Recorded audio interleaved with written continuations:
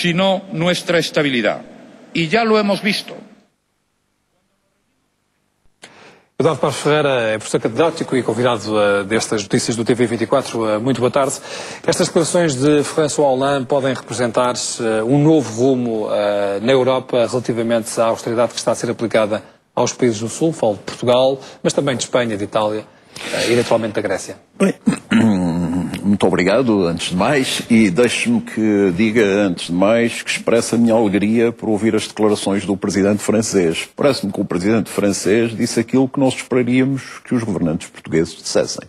E que, de alguma forma, por exemplo, o primeiro-ministro Mariano Rajoy, muitas vezes criticado pela forma desastrada como tem feito, que é pedir melhores condições para os países que estão em dificuldade. E repare que as declarações do François Hollande são muito interessantes. Ele diz expressamente que não podemos ser condenados a pena perpétua, a cadeia perpétua. Diz expressamente que há que nos acenar, nós, leia-se aqui a Grécia, a Espanha e Portugal, que nos há que nos acenar com um horizonte que não seja o da austeridade, ou que não seja apenas o da austeridade. E creio que isto não apareceu na vossa peça, diz mesmo que os espanhóis e os portugueses estão pagando caro os erros cometidos por outros. É a primeira vez que um político europeu com o peso de François Hollande diz isto. Isto é particularmente animador porque as eleições de François Hollande, a eleição francesa, a eleição de François Hollande, parecia ser uma grande promessa. Depois, claramente, o presidente Hollande é um homem muito cuidadoso, que dá passos muito prudentes e, portanto, os mais perdeu um certo elan ali no início e agora está a recuperá-lo? Eu julgo que ele esteve a negociar os termos exatos da posição dele com a Alemanha e creio, tentando perceber a forma como ele atua, que se sentiu a necessidade de vir a público agora foi por não ter conseguido o acordo, digamos, de bastidor com a Sra. Merkel. Porque há outra coisa, para além da parte mais diretamente simpática para nós, há uma coisa importantíssima que ele diz, que é não pode continuar a divisão norte-sul e a França vai se empenhar profundamente nisto. Ou seja, o que vai acontecer é quando se estabeleceu aquele célebre eixo entre Berlim e Bonn. Berlim e Bonn é um eixo mais antigo, mas entre a Sra. Merkel e o presidente Sarkozy, digamos, os países da Europa do Sul perderam o seu aliado tradicional, se quiser o seu campeão tradicional, que era a França. E agora, digamos, Hollande de uma forma extremamente cautelosa, sem hostilizar a Alemanha, mas diz, eu estou aqui para apoiar o Sul e para ajudar a União. No eixo Berlim-Bonn, porque esse eixo foi um eixo fundamental para os países do Sul e foi muito amigo dos países do Sul. Exato. Ao contrário deste eixo de Paris-Berlim que falava de Sarkozy e Merkel. Exatamente. E agora, porventura, espera-se que François Hollande seja capaz de repor esse eixo em termos completamente diferentes. Porque, repare, toda a conjuntura é favorável a isto. O Fundo Monetário Internacional acaba de fazer aquela espécie de meia-culpa, de admitir o erro, mas também toda a gente percebeu que os políticos europeus vão ter dificuldade em tirar todas as consequências. Por exemplo, Wolfgang Munchau, um dos grandes colunistas de Financial Times, disse logo o problema é que os políticos europeus são paranoicos da austeridade. Claro. E, portanto, vão insistir nisto até as coisas correrem muito mal e só depois de haver uma implosão é que vamos ter luz, é que vão aparecer coisas novas. É esse o grande risco. E, de alguma forma, é contra isto que a Holanda, esta semana, sai a público a dizer cuidado, isto ainda se pode reparar de alguma forma, vamos a isso. E vamos a isso significa juros mais baixos para países que estão debaixo de resgate, como Portugal, significa flexibilizar em termos de tempo o pagamento deste compromisso internacional, significa eventualmente rever as próprias metas do déficit? Significa seguramente, como ele próprio diz, o risco do déficit é tão grande como o da recessão. Eu diria que o da recessão é bastante mais grave que o déficit. Nós perdemos um pouco a noção nos últimos tempos com o tema déficit. As pessoas passaram a considerar o déficit o centro da vida, mas a esquecer-se que as consequências do combate ao déficit podiam ser dramáticas. Isto desapareceu. Estão a ser, como sabemos, e justamente desapareceu do discurso político em geral e do português em especial, eu diria, uma coisa que no outro dia, num programa de televisão em que eu estava com o Jaime Nogueira Pinto, ele dizia que é a compaixão.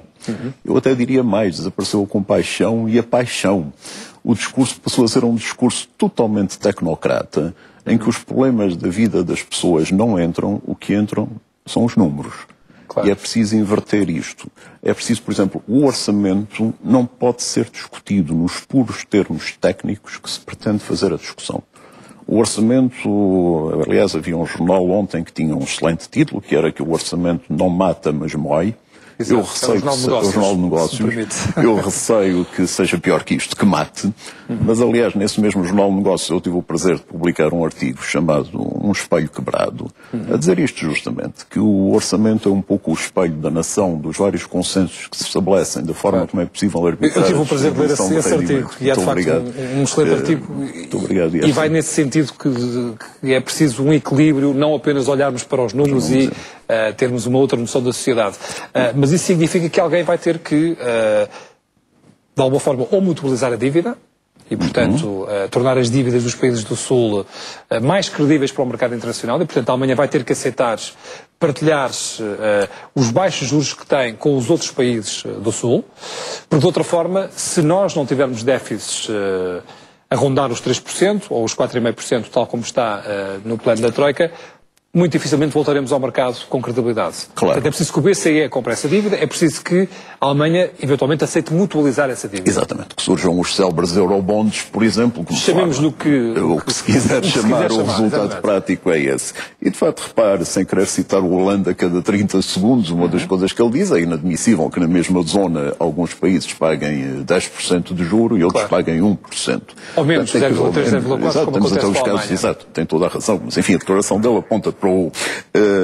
E, de facto, isto é uma situação insustentável. Que, no entanto, levanta uma coisa curiosa. No outro dia li um artigo, já não me lembro de quem, que colocava uma questão interessante, que é, estamos sempre aí à procura dos culpados. São os alemães, são os países do Sul.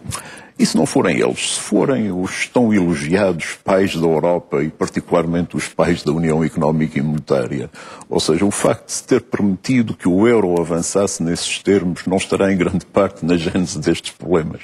E claro que está um bocado. Agora, essa era uma geração... É uma pergunta filosófica, mas que ao mesmo tempo não tem resposta, até porque, enfim, não vai resolver o problema, mesmo que sejam eles. Pois não adianta. Aliás, o jogo das culpas é do menos interessante que eu conheço e tem sido o mais paralisante do ponto de vista da decisão política. Agora, chegados onde chegamos, insistir na austeridade para quê? Para destruir definitivamente a coesão económica e social.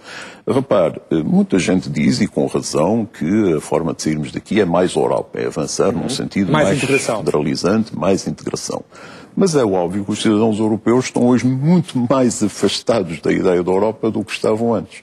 Os alemães porque acham que pagam para a Europa, nós porque achamos que a Europa nos trata mal, e, portanto, criou-se aqui um ambiente de desconfiança mútua verdadeiramente grave. Nada propício a esse aprofundamento. Nada propício a esse aprofundamento. E também porquê? Porque o aprofundamento que tem sido pensado e que tem sido imposto, quer pela via do Tratado Intergovernamental, quer da vária legislação comunitária que tem sido aprovada, é uma concentração de poderes, digamos, com uma ausência total de qualquer ideia de democraticidade.